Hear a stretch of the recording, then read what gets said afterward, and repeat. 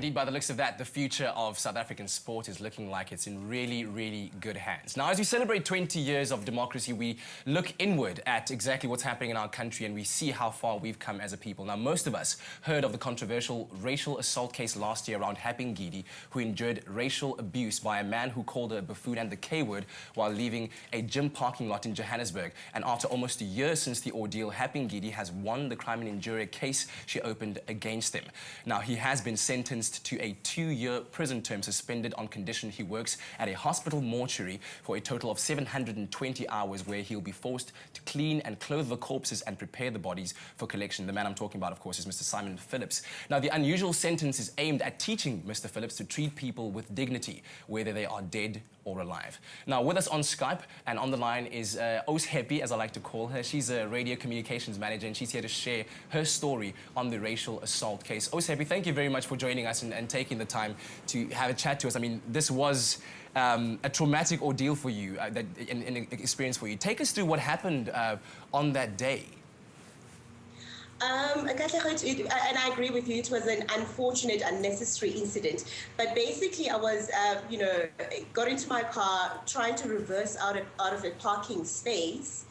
And Simon Phillips was waiting to use that parking space that I was reversing out of. Yeah. But clearly, given the gesture that he was making in his car, that I could clearly see, he was a bit impatient, trying to get me to get out of the parking area as quickly as I possibly could. But like I've, said all along, being a careful driver, like most of us are, made sure that it was safe to do so. But eventually I did that. I reversed out. And as I drove past him, because he was losing his mind in his car, I could see his head up in the air. Yeah. And I just shook my head at him, suggesting to him that it was not necessary for him to get so excited. And at that point, I couldn't hear what he was saying, and that was not really important to me. Yes. And I drove away. Needless to say that as I looked on my rearview mirror, I saw him screeching behind me because he had obviously made a U-turn and followed me. And with an intention, obviously, to come to me to say something. And he pushed me out of my lane. And I thought, it's obviously getting a bit dangerous for us to be driving that way, because we'll bump into each other. And I stopped my car, opened my window to try and hear what he wanted to say, because clearly he wanted to say something.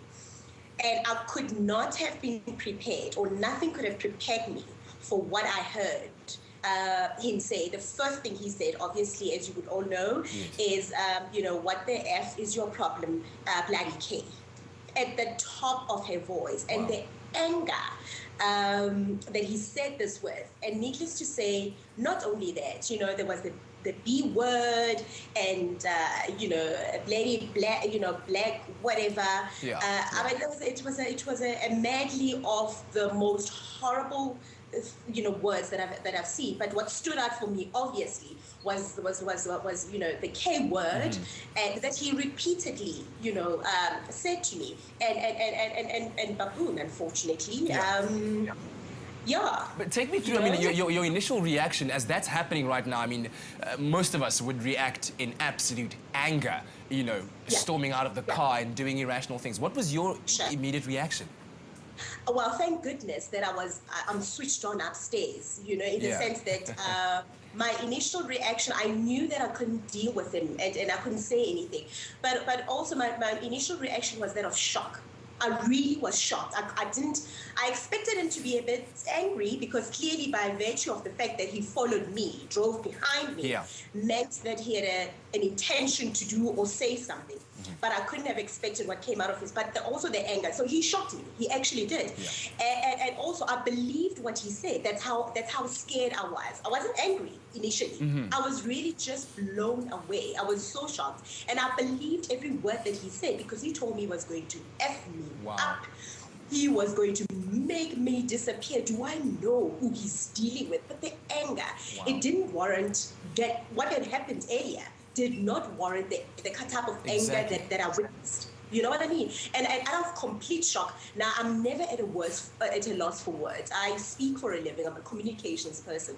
But for the first time, yes. I actually said nothing. All I could do was grab my phone, and my intention was to record him. You know, that's the only thing that ran in my mind, to record him. But it didn't give me a chance to, I mean, to a point where I let go of the clutch plate, and you know, when you, obviously the car was on, and I let go of everything. The car stalled. That's how, you know, shocked I was. Yeah. But all I could do was to be mindful of his registration number, because because we were both parked facing the same direction, and when he was finished his verbal abuse, his rage, he then drove in front of my car to make a U-turn, and that's when I managed to see his registration number, and that's all I did. And I you know drove what? away.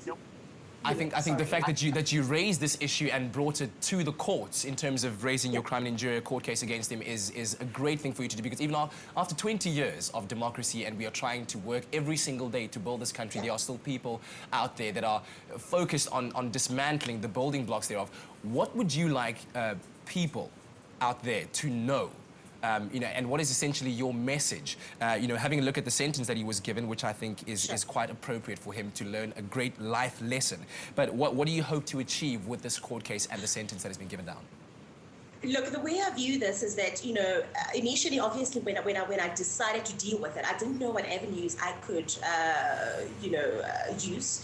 But initially, it was really merely, obviously, a race issue. But it was also, I just felt that he had abused me as a woman. It was woman abuse more than anything.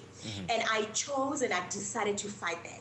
And I see this has started a lot of conversation between black and white, yellow, green, everybody, which is a good thing to do. Yeah. Because it means we have issues that we still have to deal with. Yeah. But I want people to learn that I chose to do something about it. Okay, and at the time, I chose to do something about it for me as a woman who was abused verbally and also abused in the worst possible way. People need to understand that the K word is not the same as Mlungu or you know, anything like it. It has a political, it has a history to it. People died. You know, lots and lots of people died. Many black families lost their families because of that word. It is a word that was designed to belittle, to impair a person's dignity in the most horrible way. And until somebody has said that word to you, the kind of anger and emotions it evokes is something that you can't articulate. You know what I mean? And I just want people to know that there is something you can do about it. It is a crime. And yes, there's a sentence that he got is very unusual, but I believe that it is a sentence that will truly teach him tolerance. It'll truly teach him patience, because that's where our issue started. He was impatient with me reversing out of my space. And it'll also teach him respect. And like the magistrate put it, it'll teach him respect for the black person, that or any other person that he chooses to impair, or anybody else chooses to violate, that you're not going anywhere. You know what I mean? Hence, the sentence was imposed to him to say he must respect a black person, whether they are dead or alive, because he has no, you know, the sense of entitlement. You know, nobody is better than the next person. Also, you can't use the K word. You just can't do it. I've got to thank you very much for being a proud representative of South Africa and taking that kind of action in that instance. And thank you for sharing your story with us. We really do appreciate it. Have a lovely day at work. You look beautiful. Thank you so much. Thanks, Katlego. Cheers. So that's Oshepi Ngidi, a woman that I really respect and appreciate a lot. I've had an opportunity to work with her on countless occasions, and as I said, I think she's shown herself to be a proud South African by sharing her experience with us there and showing that it is possible for us to build this nation further, and it is very necessary for us to do so. But right now, we want you to share your thoughts with us on our Facebook page. Have you experienced racism, and how have you acted or reacted in response to it? So what is your response? Let us know on our Expresso Morning Show SABC3 Facebook page. But stay tuned. We'll be back with your Feel Good Breakfast Show.